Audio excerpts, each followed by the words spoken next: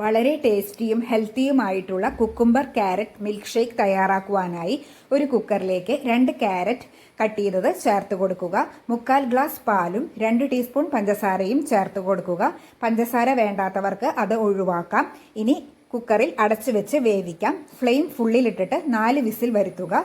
ഇപ്പോൾ ഇത് നന്നായി വെന്ത് വന്നിട്ടുണ്ട്. ഇനി ചൂടാറിയ ശേഷം ഇത് മിക്സിയുടെ ജാറിൽ ചേർത്ത് കൊടുക്കുക. ഒരു കുക്കുംബർ തോല് കളഞ്ഞത് കഷ്ണങ്ങളാക്കിയത് ഇതിലേക്ക് ചേർത്ത് കൊടുക്കാം. 3 ടീസ്പൂൺ പാൽപ്പൊടിയും 2 ഏലക്കായും 2 ടീസ്പൂൺ തേനും ഇതിലേക്ക് ചേർത്ത് കൊടുത്ത് നന്നായി ഒന്ന് മിക്സ് ചെയ്യുക. അതിനുശേഷം മിക്സിയിൽ നന്നായി അടിച്ചെടുക്കുക. ഇതിലേക്ക് 1 ഗ്ലാസ് തണുപ്പിച്ച പാലാണ് ചേർക്കുന്നത്. അതായത് പച്ചപ്പാലല്ല, തിളപ്പിച്ച ശേഷം ചൂടാറിയിട്ട് ഫ്രിഡ്ജിൽ വെച്ച് തണുപ്പിച്ചെടുത്ത പാലാണ്. ഇനി അതും കൂടി ചേർത്ത് മിക്സിയിൽ ഒന്ന് നന്നായി അടിച്ചെടുക്കുക. അതിനുശേഷം ഒരു അരിപ്പ വെച്ച് ഇത് നമുക്കൊന്ന് അരിച്ചെടുക്കാം. ഇനി ഇത് സെർവിംഗ് ഗ്ലാസ്സിലേക്ക് മാറ്റാവുന്നതാണ്. വീഡിയോ നിങ്ങൾക്ക് ഉപകാരമായെങ്കിൽ സബ്സ്ക്രൈബ് ചെയ്യാൻ മറക്കരുത്. തീർച്ചയായും ട്രൈ ചെയ്തു നോക്കണം. താങ്ക്